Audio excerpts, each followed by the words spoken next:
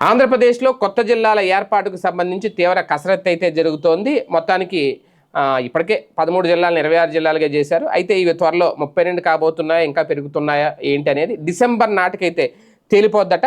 ఇప్పటికే చాలామంది చాలా డిమాండ్లు అయితే చేస్తున్న నేపథ్యంలో ఒక మంత్రివర్గ ఉపసంఘం అయితే దీని మీద కసరత్తు చేస్తోంది. జిల్లాల మార్పుకు సంబంధించి, అలాగే విస్తీర్ణానికి సంబంధించి ఇవన్నీ కూడా ఎక్కడెక్కడ అంటే గ్రామాలు, మండలాలు వచ్చే మార్పు ఏమంటాయి. ఏది ఏమైనా దేశవ్యాప్తంగా ఉన్న జనాభా గణన 2026 జనవరి 1 నుంచి 2027 మార్చి 31 మధ్యలో జరిగే అవకాశం ఉంది. దాంతో ఈ మధ్యలో జిల్లాల్లో కానీ, మండలాల్లో కానీ, నియోజకవర్గాల్లో కానీ ఏ రకమైన మార్పులు చేయరాదు, అలాగే పేర్లు కూడా మార్చరాదు, అలాగే సరిహద్దులు కూడా అలాగే ఉంచాలి అంటే ప్రభుత్వానికి ఖచ్చితంగా ఈ ఏడాది డిసెంబర్ 31 దాకా మాత్రమే సమయం ఉంది. అందువల్ల కూటమి ప్రభుత్వం కొత్త జిల్లాల విషయంలో వేగం పెంచిందంట.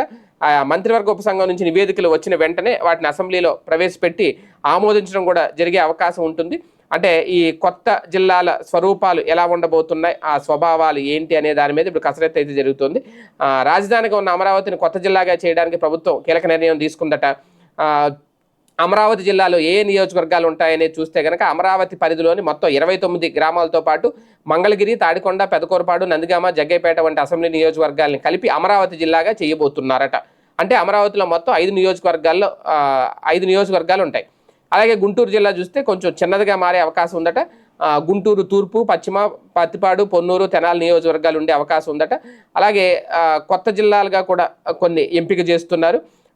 అల్లూరు నుంచి ప్రధానంగా అల్లూరు సీతారామరాజు జిల్లా కేంద్రం చాలా దూరంగా ఉండడం వల్ల రంపచోడవరం కేంద్రంగా కొత్త జిల్లాను ఏర్పాటు చేస్తారట. రంపచోడవరం ప్రాంతాల వారు జిల్లా కలెక్టరేట్ కోసం అయినా, లేదంటే పనుల కోసం అయినా తమ ప్రాంతాన్ని దాదాపుగా 180 కిలోమీటర్ దూరంలో ఉన్న పాడేరుకి వెళ్లాల్సి వస్తుందట. దాంతో ఇక్కడ కూడా కొత్త జిల్లా రాబోతుంది. రంపచోడవరం, చింతూరు డివిజన్లతో కలిపి ఈ జిల్లా రాబోతుందట. మొత్తానికి ఒక జిల్లాలో ఉన్న నియోజకవర్గాలను మరో జిల్లాలో విలీనం చేసే ప్రక్రియ కూడా మొదలవుతుంది. అలా విశాఖ జిల్లాలోని విజయనగరం జిల్లాకు చెందిన ఎస్కోట రాబోతోంది. అలాగే కృష్ణా జిల్లాలో ఉన్న గన్నవరం, పెనమలూరు నియోజకవర్గాలను ఎన్టీఆర్ జిల్లాలో కలపాలని చెప్పి ప్రతిపాదనలు కూడా ఉన్నాయట. అదేవిధంగా మండపేటను తూర్పుగోదావరిలో, రామచంద్రపురంని కాకినాడ జిల్లాలో కూడా చేర్చే అవకాశం ఉంది. కైకలూరు నియోజకవర్గాన్ని కృష్ణా జిల్లాలో కలపాలని, రైల్వే కోడూరు తిరుపతి జిల్లాలో చేర్చాలని కూడా చూస్తున్నారట.